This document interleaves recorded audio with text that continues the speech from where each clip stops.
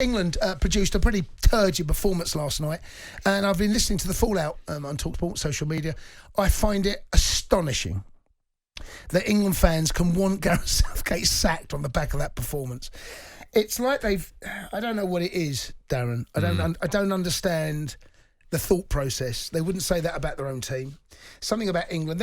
I understand the loyalty to your own team is greater than England. Mine is. Yeah, my loyalty to Chelsea is by far greater. But when England play, I want England to win every single game. I want England to go and win the world. I want England to go and do well. Yep. And I don't understand the thought process behind the fact that it was it was a laboured. I have to say I question some of his selections. I do. And that's up for debate. But Gareth Southgate has done a damn good job since he's come in. Yep. And right now, I believe he's still the right man. I think we will win the Euros in the summer. You think we'll win? I believe. Yeah, I think we can. I think we will. Yeah, I do. I genuinely feel that. France? Yeah, no, of course. I know who we're up against. But I believe if we keep this on the asterisk alongside that is, of course, is keep Bellingham and keep Kane fit. Yes. If we go in there with a full fit squad, yeah, I think we have the argument has always been, and it currently still rages about Gareth. He still plays with a handbrake half up. Yep. You know, there is still that worry. But we've seen with what Bellingham could do in an English shirt. We've seen, obviously, again last night, Kane, brilliant finish for his goal. I'd love to hear from England fans why they genuinely feel that right now is the time to sack. There was a guy called Brian who phoned up the sports bar with Catman and Pennant last night. And the mind boggles. It boggles. Why would you... That makes no sense. It's literally committing professional suicide, if you get what I say. Southgate right now is the right man. Yes, I totally agree with you. There's no way Southgate should leave, no matter who's available. I think he's done a good job. I think, look, for me, I don't know what the listeners feel, I don't know what you feel, Jace. For me, even last night, it's kind of background noise for me on the TV. Yeah. I don't really pay much attention to the game. I watch it. I obviously had to watch it because I was coming here with you, but it's one of those games, England v Malta. We know England are going to win. Okay, they won 2-0. It was laboured. It wasn't great. It was a disappointing performance. Yeah, it was disappointing.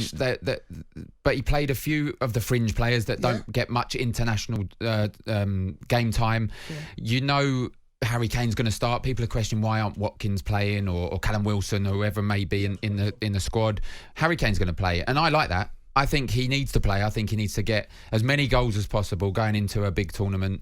By the way, 62 goals he's on. It's phenomenal. He could get 100. He could get 100 international goals. Yeah, so he's 30, and I worked it out in the break. In the last 5 years, he scored 40 goals for England. I mean, in one of those years, I think 2020, 2021, I believe, when there was COVID. 2020. There's only 6 games. He didn't score a goal at all in any of those games.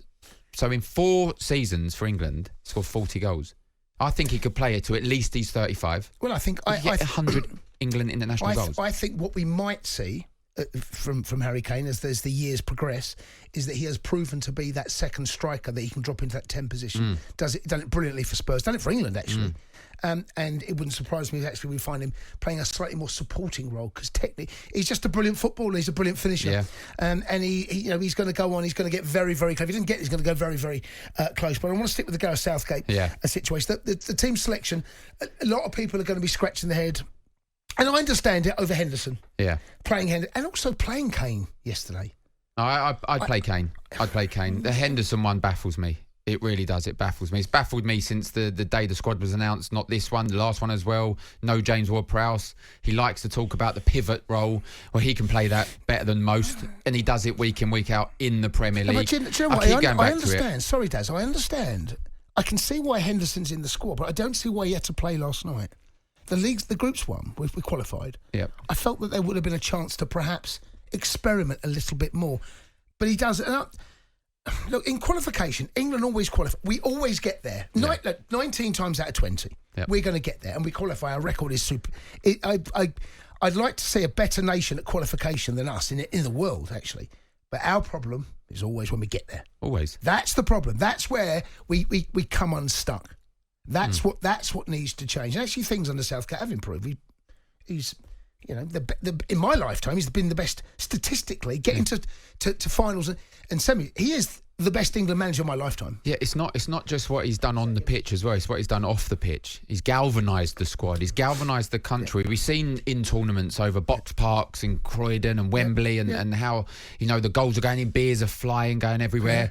Like the supporters are loving watching it. No one likes seeing us lose. Of course, they don't. Most like of the time they watch it. Some of the group games, as we found out last night, can be pretty. It was boring. It was dull, but they honestly. always are. You go through the group stage, you win almost all of them. Okay, we've got a draw, I believe, against Ukraine. We drew to Ukraine, but you win every other game. You get to tournament, and more often than not, before Gareth, and you're unsuccessful.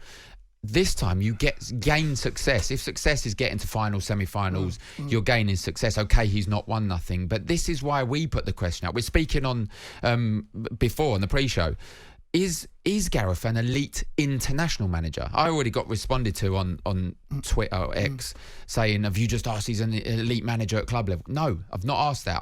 We know he's not. We know he's not an elite club level manager.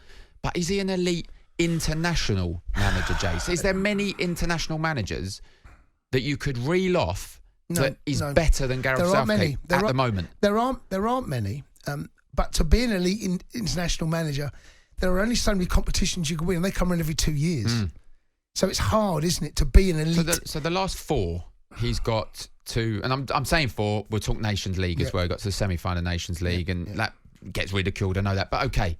Semi-final of the World Cup, Euros final, and World Cup quarter-final. Come up short. Come up short on all of them.